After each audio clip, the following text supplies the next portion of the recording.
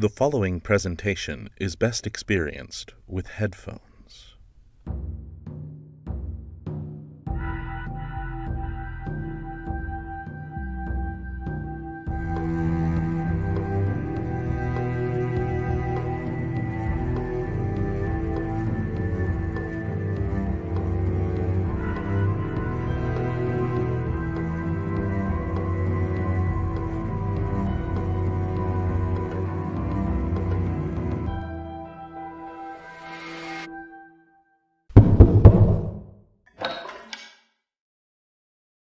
Hello, honored guests. So glad to see you once more. I'm happy Lottie was able to guide you when you last visited. I've been working on the piano concerto that needed my attention a bit longer.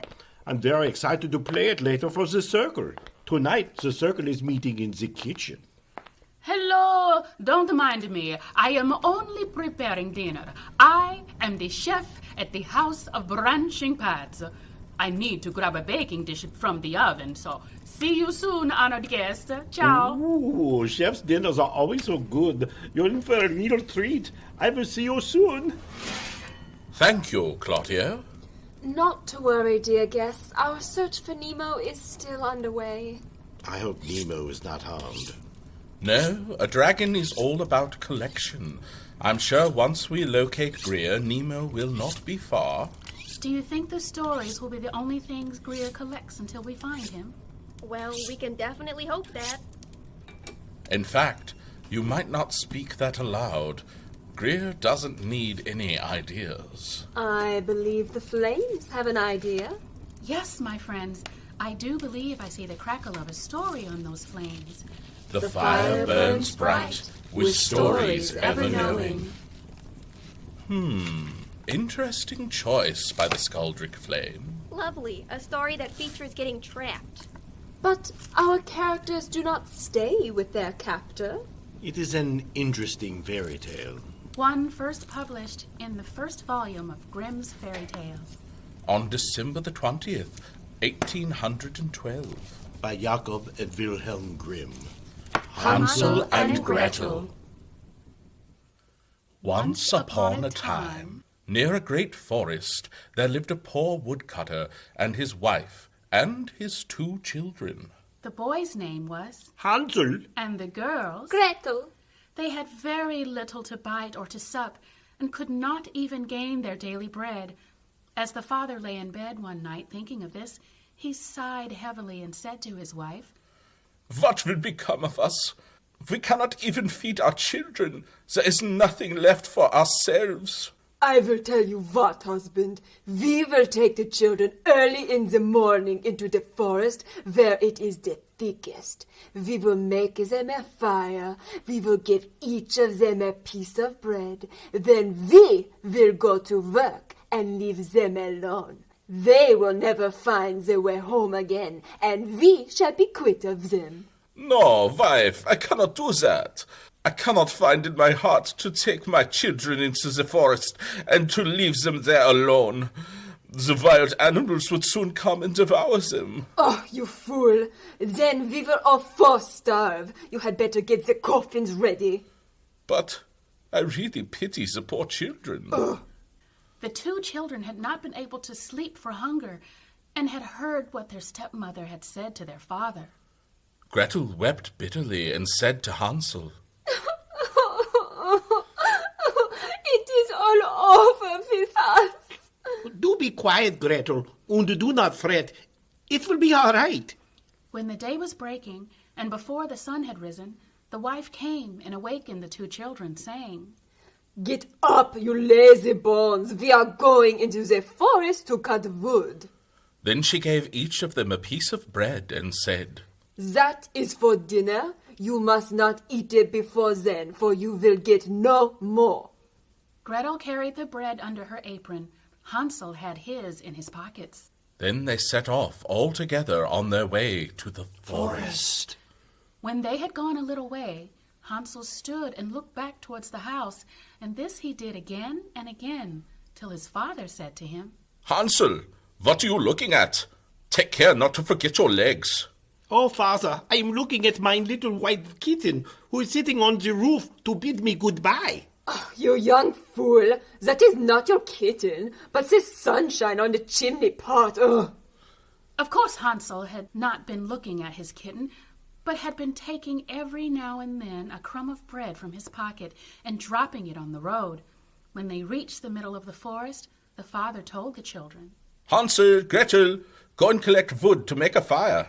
They did this, and when the flame was burning quite high, the wife said, Now, lie down by the fire and rest yourselves, you children, and we will go and cut wood. When we are ready, we will come and fetch you.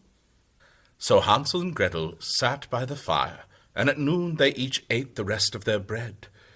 When they had stayed there a long time, their eyelids closed with weariness, and they fell fast asleep. When at last they woke, it was night, and Gretel began to cry and said, How shall we ever get out of this wood? Don't worry, Gretel. We can easily find the way home. Look what I have done. Hansel took his little sister by the hand and followed the way where the breadcrumbs were and showed them the road. They walked on the whole night through, and at the break of day they came to their father's house. They knocked at the door, and when the wife opened it and saw it was Hansel and Gretel, she said, You naughty children! Why did you sleep so long in the wood? We thought you were never coming home again. But the father was glad, for it had gone to his heart to leave them both in the woods alone. Not very long after, the children heard their mother say at night in bed to their father, Everything is finished up. We have only half a loaf. The children must be off. We will take them farther into the wood this time, so that they shall not be able to find the way back again. The man felt sad at heart, and he thought, It would be better to share one's last morsel with one's children. But the wife would listen to nothing that he said. But the children were not asleep and had heard all the talk. Early the next morning the wife came and pulled the children out of bed. She gave them each a little piece of bread, and on the way to the wood Hansel crumbled the bread in his pockets, and often stopped to again throw a crumb on the ground. Hansel, what are you stopping behind and staring for? I'm looking at my little pigeon sitting on the roof to say goodbye to me. Oh, you fool! That is no pigeon, but the morning sun shining on the chimney pots. Hansel went on as before, and strewed breadcrumbs all along the road.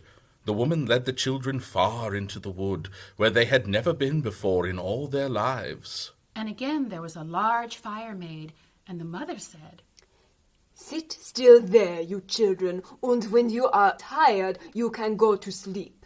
We are going into the forest to cut wood, and in the evening, when we are ready to go home, we will come and fetch you. So when noon came, Gretel shared her bread with Hansel, who had strewed his along the road. Then they went to sleep, and the evening passed, and no one came for the poor children.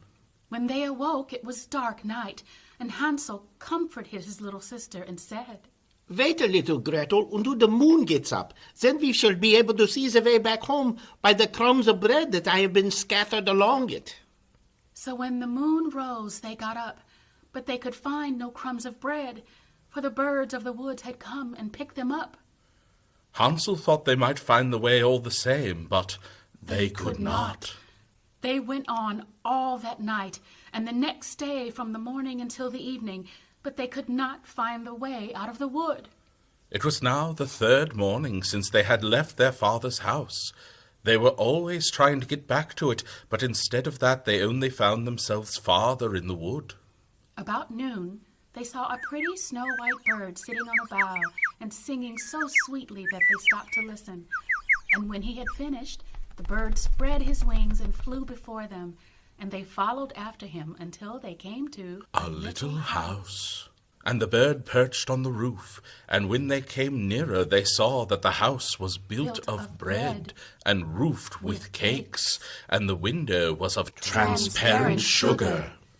The children gazed up at this little house until Hansel said, We will have some of this and make a fine meal. I will eat a piece of the roof, Gretel, and you can have some of the window. That will taste sweet. So Hansel reached up and broke off a bit of the roof, just to see how it tasted, and Gretel stood by the window and gnawed on it. Then they heard a thin voice call out from inside. Nibble, nibble like a mouse.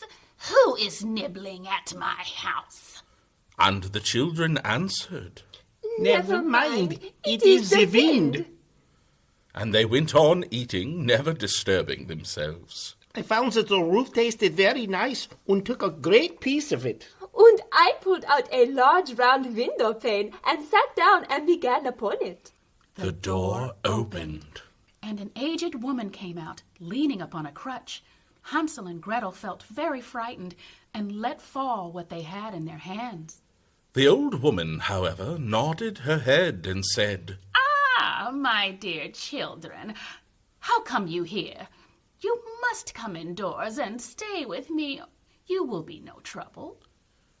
So she took them each by the hand and led them into her little house, and there they found a good meal laid out of Milk and pancakes, With sugar apples and and nuts. After that, she showed them 2 little beds, and Hansel and Gretel laid themselves down on them. They thought they were in heaven. the old woman, although her behavior was so kind, was a wicked witch, who lay in wait for children and had built the little house on purpose to entice them. When they were once inside, she would Cook them, and eat them. And then it was a feast day for her.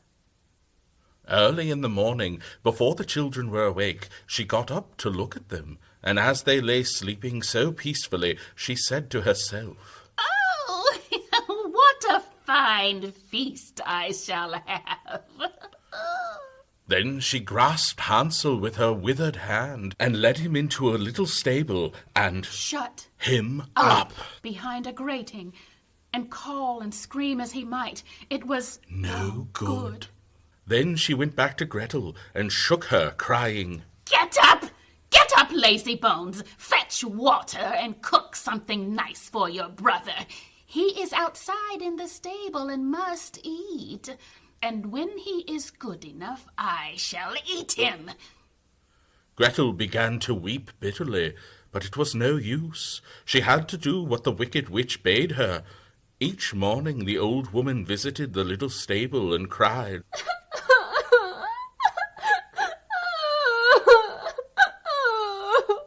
Hansel, stretch out your finger that I may tell you if you will soon be good enough to eat.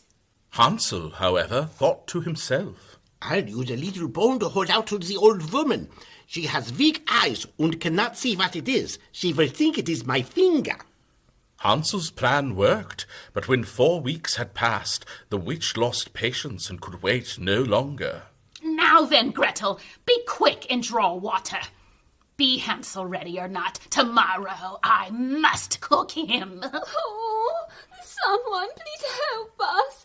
If we had been devoured by wild beasts in the food, at least we should have been together. Ugh, spare me your lamentations.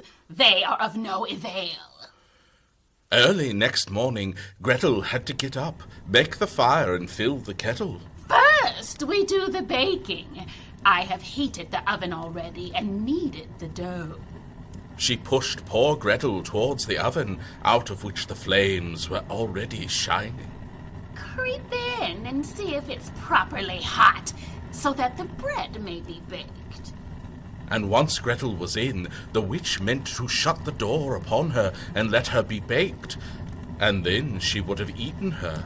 But Gretel perceived her intention and said, I don't know how to do it. How shall I get in? Silly goose! The opening is big enough, don't you see? I could get in there myself. and she stooped down and put her head in the oven's mouth. Then Gretel gave her a push so that she went in farther. And she shut the iron door upon her and put up the bar. Oh, how frightfully she howled!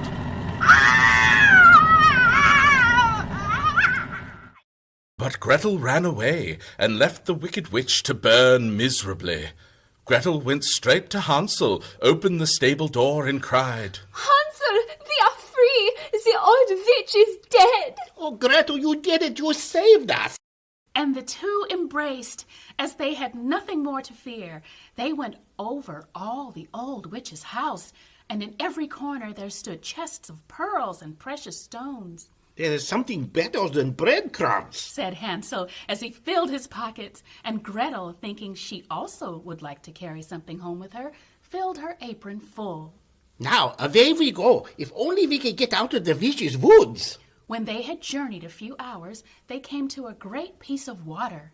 We could never get across this. I see no stepping stones and no bridge. And there is no boat either. Oh, but here comes a white duck. If we ask her, she will help us over. Duck, duck, here we stand. Hansel and Gretel. On the land. Stepping stones and bridge we lack. Carry us over On your nice feathered back. And the duck came accordingly, and Hansel got upon her and told his sister to come too. After that they went on happily until they came to the wood, and the way grew more and more familiar, till at last they saw in the distance their father's house. Then they ran till they came up to it, rushed in at the door, and fell in their father's arms. The man had not had a quiet hour since he left his children in the wood, but the wife was dead. Hansel and Gretel talked over one another as they showed their father their gifts. Father, look, we have pearls. And all these precious stones, we filled our pockets full. Then was all care at an end, and they lived in great joy together. Sing everyone. My story is done. The end. See, Asteria, it wasn't all bad. Hansel and Gretel do have a happy ending. I hope the flames are telling us we will too. They are always attuned to the house. Do you hear that? Yes, it's music.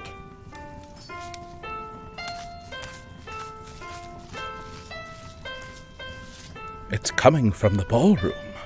Listen.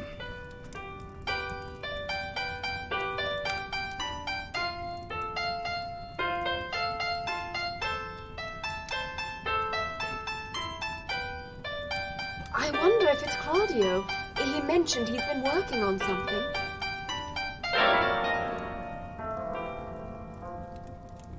What was that? I'm not sure. It sounded like a terrible crash. Perhaps we should make our way to the ballroom. No, you don't want to do that. We've got to stay away from the ballroom for now. Lottie, what's happened? Oh, nothing much. I mean, I don't want to startle our honored guests, but I'll be guiding them out this evening. Where's Claudio? Well, we aren't sure. He was in the ballroom, but after that racket, he wasn't. Oh dear. It seems Asteria may have been right. I really don't want to be. You mean Greer's collecting people now? Lottie, you have to be careful. If Greer is looking to take the residents of the house, you are in danger. Oh, don't worry about me. I know that you will be able to find the dragon. I only worry about you. Once we residents are gone, the storytellers might be next. Then we must work faster than before. Lottie, please escort our guests out. My pleasure. For now, honored guests, we must say goodbye. Yes, my friend, I do believe I see the crackle of a story on those flames, but for next time. The fire burns low, with stories ever glowing. Now, don't you worry. Claudio will be just fine, and so will I. We just have to pass the ballroom now, since we're in the kitchen. Please stay close. I don't know what I'd do if anything happened to...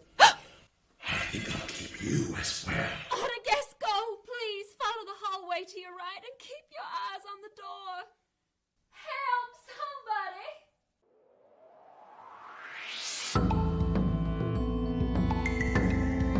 You have been listening to The House of Branching Paths, a theatrical podcast experience brought to you by Round Two It Productions, created by Mark Kilmer and Carol Ann Miller, with featured artists Kimmy Kidd, Bill Blanky, and Caitlin Sowers, with music by Elegy. For For even more content, join us on our Patreon, or for more stories like these, be sure to visit your local library. Thank you for joining us, honored guests, and remember, the fire may burn low, but the stories are ever glowing.